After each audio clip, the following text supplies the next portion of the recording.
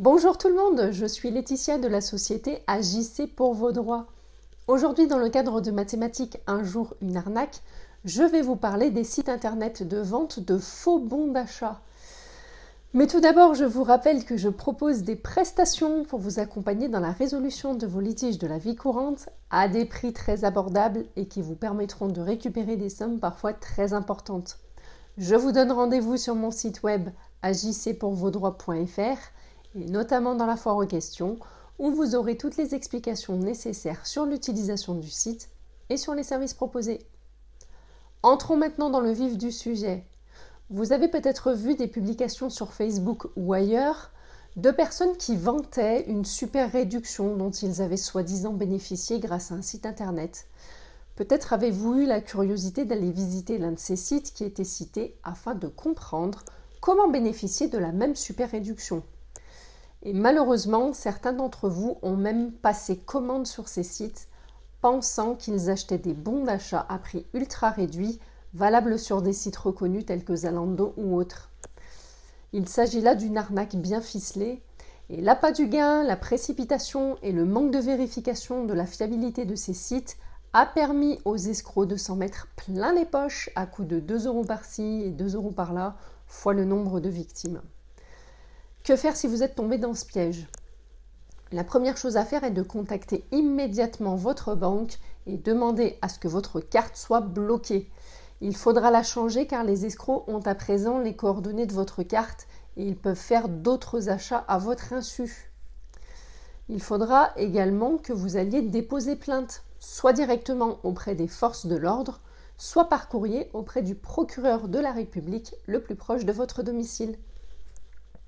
Si l'auteur de l'escroquerie est identifié et poursuivi, il encourra les peines prévues à l'article 313-1 du Code pénal, soit 5 ans d'emprisonnement et 375 000 € d'amende.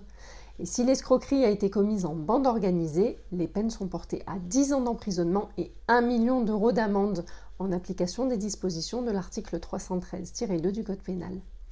Je vous invite à récolter un maximum de preuves pour votre dépôt de plainte. Comment vous prémunir de ces arnaques? Qu'il s'agisse de ce contexte ou de tout autre contexte, vous devez prendre l'habitude de toujours vérifier les sites que vous visitez avant de faire la moindre commande. Comment vérifier un site de vente en ligne?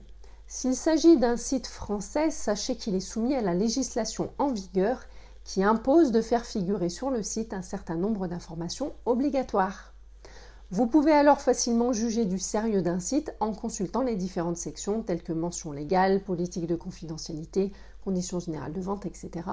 Ces sections peuvent avoir des noms génériques, mais vous devez, en farfouillant sur le site, trouver les infos relatives à la société qui détient le site, telles que le nom et le prénom s'il s'agit d'une entreprise individuelle ou d'un auto-entrepreneur, ou la dénomination commerciale de la société, la forme de la société, le numéro d'inscription au registre du commerce et des sociétés ou au registre des métiers, l'adresse du siège social, le numéro de téléphone et l'adresse email pour joindre la société. Si la société est soumise à la TVA, il faut son numéro d'identification TVA, l'identité de l'hébergeur du site, et si l'activité est réglementée, il faut faire figurer les coordonnées de l'autorité qui a délivré l'autorisation d'exercer. En cas de non-respect, le propriétaire du site s'expose à une amende de 375 000 €. En outre, il a des obligations à respecter en matière de conditions générales de vente, de traitement de données et d'utilisation des cookies. Mais ce qui nous intéresse ici, c'est l'obligation relative aux coordonnées de la société, car celles-ci vous permettront de vérifier si la société est réelle ou fictive et ainsi éviter de tomber dans un piège. Soyez donc très vigilants car de très nombreux sites ne respectent pas ces obligations et parmi eux figurent des sites d'arnaque.